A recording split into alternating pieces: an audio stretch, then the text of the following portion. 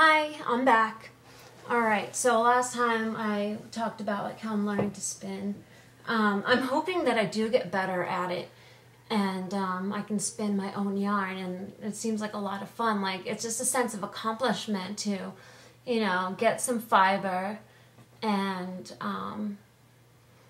spin it up into this beautiful yarn and then make something beautiful out of it. I think it would be such a rewarding thing. I know a lot of people who do it and they love it.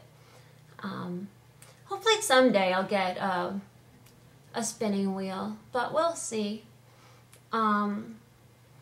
So yeah, I actually wanted to talk about keeping busy.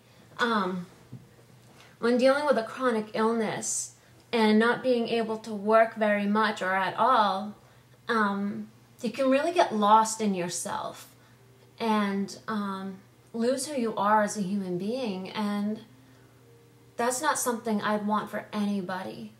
You need to keep yourself busy. I mean, not busy to the point where, you fatigue yourself out. That's not what I'm talking about. I'm talking about, finding things that you enjoy that you can do day to day. Like some things are reading, some things that I like to draw and paint and knit. Other things I like computers, so in graphic design, so I spend some time, playing around on the computer when I'm up to it. There's like this huge craze. Excuse me, I'm sure most of you know like that scrapbooking is really big right now. But what I didn't know was that digital scrapbooking is really big too. And there's lots of free sites where you can download all kinds of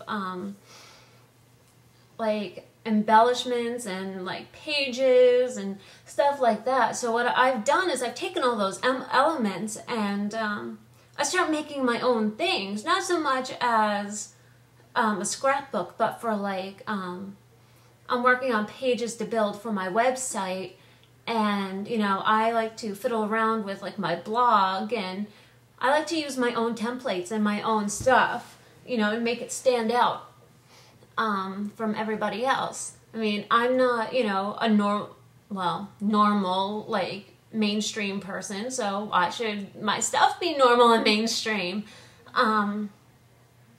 So, that's a lot. I like to color, too. Like, I have these books, which are a lot of fun. You don't have to be a good coloring artist or whatever, but what these are just little graphics. I got these at Michael's, and you can get them on Amazon too for pretty cheap. They're just different graphics that you just color in, and the books repeat once, but it's so you can do different things with it. Another fun thing is, here's another book I like. Seem to be missing one, or I can't find it.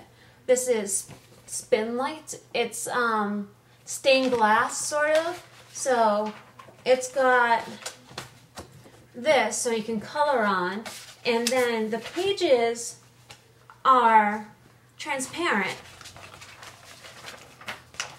Hold on, let me show you. Let's see. Let me put my hand. See, they're transparent. And what you do is you find, the picture you like. Like I have a thing about, doing things start to finish. Even since I was little, it would bother me when I get to the middle of a coloring book and I would find a random picture done.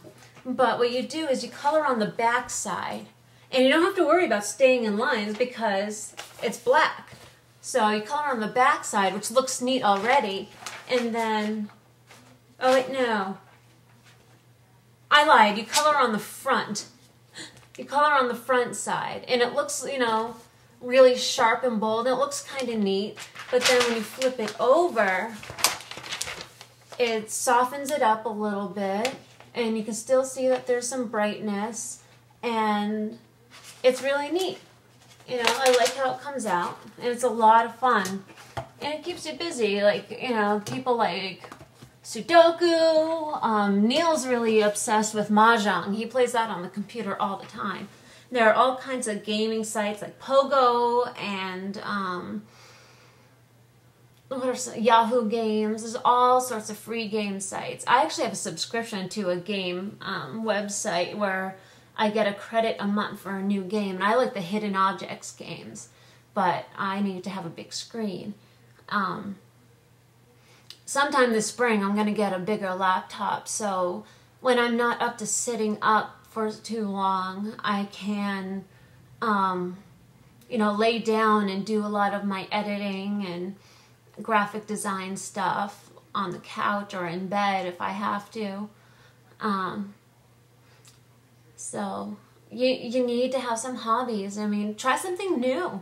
You know, I started beading. I didn't think that I'd really like beading, or that I would even be able to do it because the beads are so small. But you get your little tools and pliers. I have some out right now, actually. These are actually, the brand is Pocket Pliers. And you can see how little they are.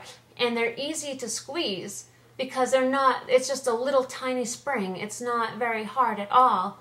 And, you know, I made this. This is a prototype for a row counter for knitting. And, you can't really tell the color. See, each of these bluish beads count for 1. So this is 1, 2, 3, 4, all the way to 10. And the bigger ones, these are actually tiger's eye, count for 10. So you can have 21, 22, and then this is, not sure, red agate maybe? I'm not sure what it is, but it's on a stretchy wire. So this stretches. Let's see. Yeah, you see how it stretches. And you just slip it over the beads like this. But what I didn't do, I didn't clamp down this here. This is to indicate the start of the row, and this is to indicate the end of the row, but I didn't put a little clamp right here, so they fall and slide. And this little round this stretchy little band of beads is too big, and I should be using this size bead for the counter beads, because if you look, there's not enough room for the beads to go. I mean, this, like, I made this big. It's even a bit big for me. I have really little wrists. You know, it's meant to be worn. You can wear it as a bracelet, or you can leave it flat and use it as a counter. It's the same theory as an abacus. So, like, those are some fun things to do and incorporate. I don't have these with me, but I made stitch counters, stitch markers, where you place them in your knitting to section off, and so you don't get lost in trying to knit. Well, I feel like I have so much to cover and not enough time. I doodle a lot. Hold on, I'll be right back, and I'm going to get the doodle.